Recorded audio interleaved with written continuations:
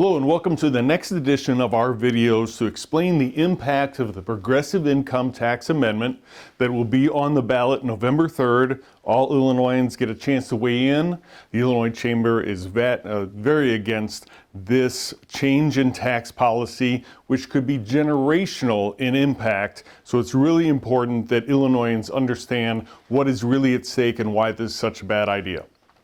So today we want to go ahead and talk about our overall tax structure, because a lot of the proponents will talk about, well, if income taxes are allowed to go ahead and go up, they'll go ahead and have a downward pressure on other taxes. We don't believe that's the case at all, and we're going to go ahead and point out some facts here. The first thing we're going to talk about is the fact that Illinois' property tax structure is the second highest in the nation, behind only New Jersey. That means if you have a $200,000 home, which is about the median costs of a home in Illinois, you're paying close to $5,000 of your take-home pay to go ahead and pay those property taxes.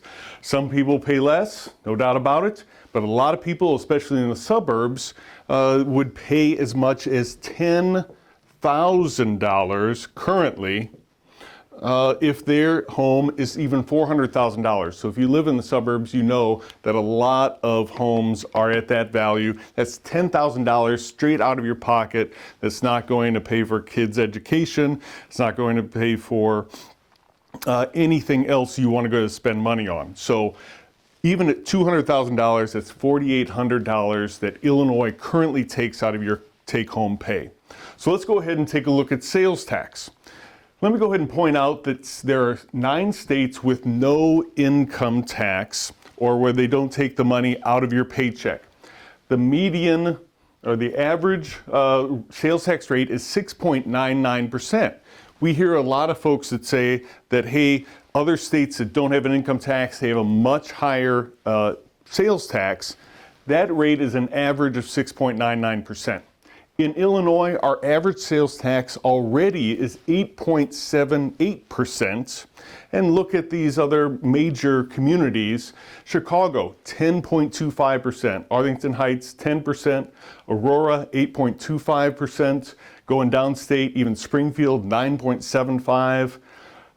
Bloomington, 8.75%. But thank goodness in Basco, Illinois, they've got the minimum tax rate allowed at 6.25. But all this adds up to the notion that the idea that income taxes are going to go ahead and buy down sales taxes, that's not the case, because we're already the second highest property tax state in the nation. And we've got this huge sales tax burden already.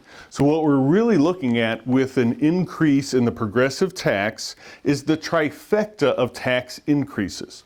So our current rate at 4.95% for individuals is relatively low. There's no doubt about it. But if the proponents of this amendment get their way, they're simply going to go ahead and increase the individual rate up to 7.75%. which means everyone will be paying the second highest property tax bill in the nation, these huge sales taxes, and now a much higher income tax rate as well. Again, we point out, no required reductions in other taxes. There's nothing in this amendment that lowers the cost of sales or property taxes. There's nothing. It's just giving this General Assembly additional dollars. Plus, none of the money is dedicated to priorities such as education, debt relief, or public safety.